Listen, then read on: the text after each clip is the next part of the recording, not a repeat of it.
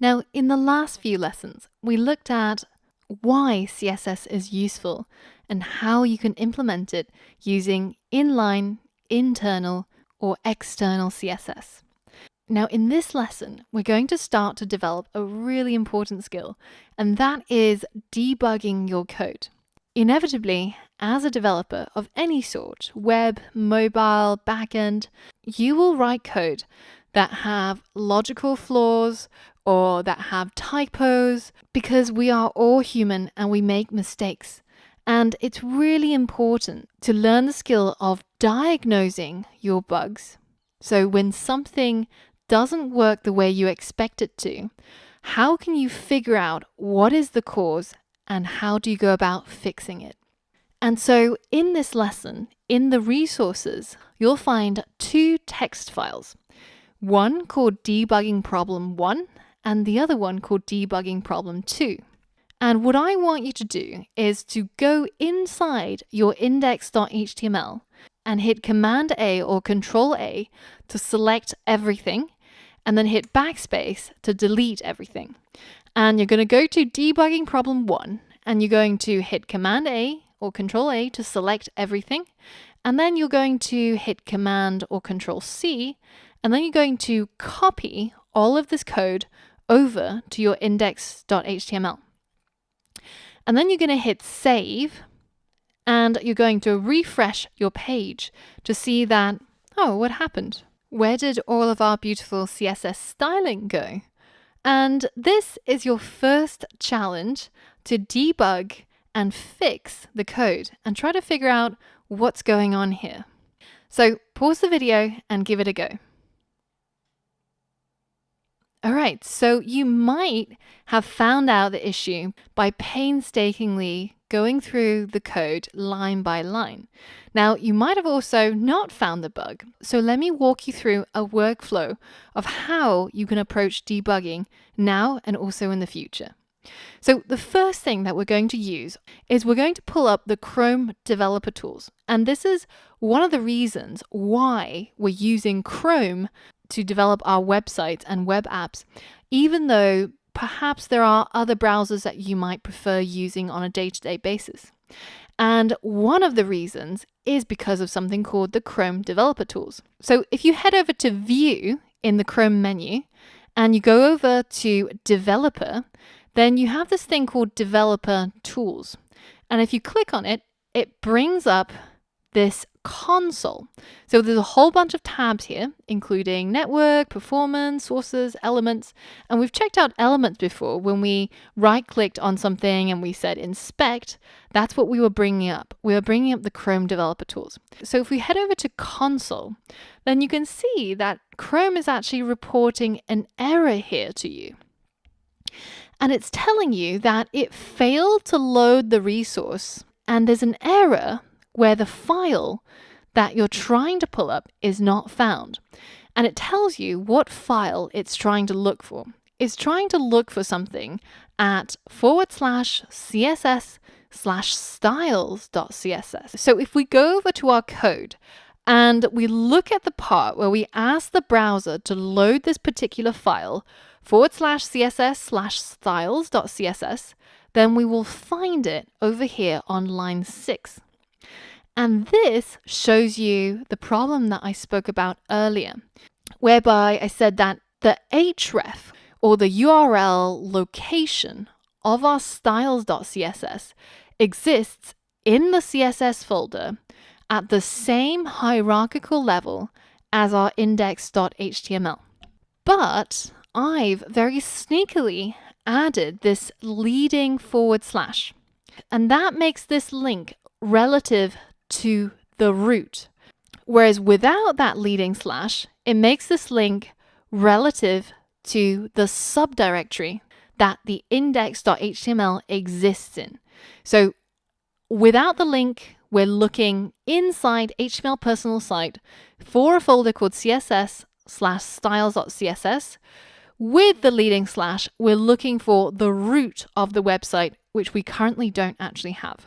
So all we need to do to fix this bug is to delete that leading /, hit save, and refresh our website.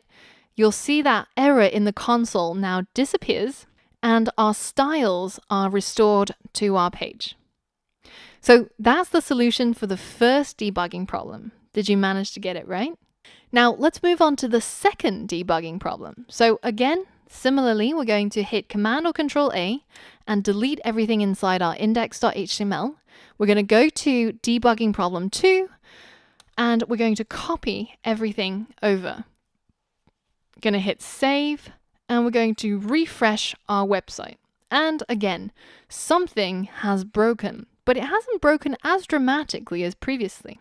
Now I want you to pause the video and figure out how we can restore it to the previous look and feel by fixing our code. So pause the video now and give it a go. So the first step of debugging always starts with identifying the problem. What is the problem here? Well, our background used to be a light green color and now it's white. But the other parts of our CSS hasn't broken. So for example, our horizontal rule is still correctly formatted. Our H1 and H3 are also formatted using our external CSS. So it's probably not to do with the location of the style sheet. So the only issue that we need to fix is, why is it that the background is white, but in our style sheet, we said that the body's background should be our light green color? Why is that not happening? Well, let's go ahead and pull up our Chrome developer tools again. And if we look inside elements and we select the body here, and we go over to this styles section over here, then you can see that it's showing us all of the CSS that's being applied to the body of our web page. And that includes setting the background color to white, as well as setting the background color to our specified hex code, that light green color, as well as changing the display and the margin. And we're seeing that the color that we desire, which we set inside our style sheet, is being crossed out and overridden by this white color. And if you look carefully inside our new buggy index.html, then the keen-eyed amongst you might have spotted that I set an inline CSS rule inside the body tag to turn the body's background color to white, which explains why our page looks like this. But what it doesn't explain is, why is it that this one is being used, but this one is not? If we specify CSS rules for the same property in different places, which one is more important? Well, we can use the Chrome developer tools to help us answer that question. So I'm going to keep the body's background color in the inline CSS as white. I'm also going to add a style tag here. And inside this style tag, I'm going to change the body's background color to, let's say, red. And I'm going to make this color a little bit more obvious. So let's change this to blue. Hit save and refresh our page, and you'll see that it stays white. But now if we select this line and we select our body element, you can see that this is the Elements tab for viewing the elements. Then you can see that there's 3 colors that are being applied to our body, and 2 of them are crossed out. The red color, which comes from index.html on line 10, which is, of course, our internal CSS. And then we've got the white color, which is being applied on the style attribute of the actual body element, as you can see here. And finally, we've got some CSS rule being applied inside our file called styles.css on line 2. So styles.css on line 2 is the rule where we're setting the background color to blue. Now inside Chrome, you can untick that top level background color and it goes down to the next most important thing. And this is the equivalent of deleting this inline CSS rule from the body tag.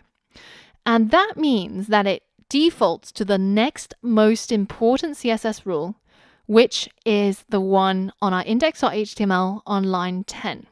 That is our internal CSS. And if you untick that one, which is the equivalent of deleting this part here, then and only then does it go to our styles.css, applying the background color to be blue.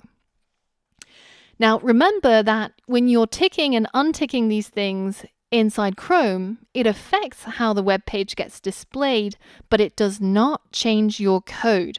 So if I hit refresh right now, then it goes back to how it will be displayed across all the browsers if this website was live. So the Chrome tool is only for you to mess around with it locally and see what those changes, for example, removing this line here. Do you see how by ticking and unticking that, it just commented out that particular CSS rule? And it shows you what the effects are without affecting the code behind it. So let's go ahead and affect the code, because what we've learned is that by having inline CSS, internal CSS, as well as external CSS, all affecting the same property of the same element, the priority is given to the inline element. So that's what's making our background white.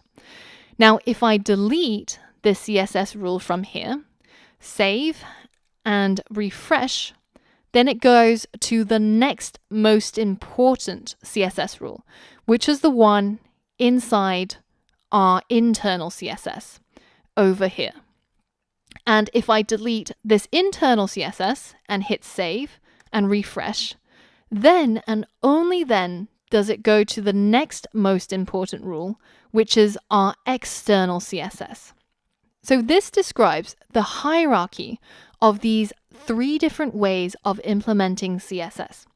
And what it means is that you can apply a global CSS rule to all of your web pages, but on the individual web pages, you can apply more specific rules through using internal or inline CSS as more or less one-off changes for that specific page or that specific element on that page.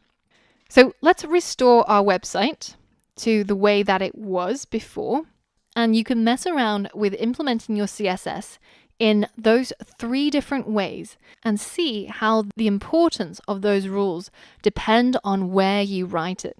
Now, in terms of best practice, as a web designer, it's usually suggested that you implement all of your styles inside your external CSS. Now, in the next lesson, we're going to look more closely at the CSS syntax and what a CSS rule is composed of. So for all of that and more, I'll see you on the next lesson.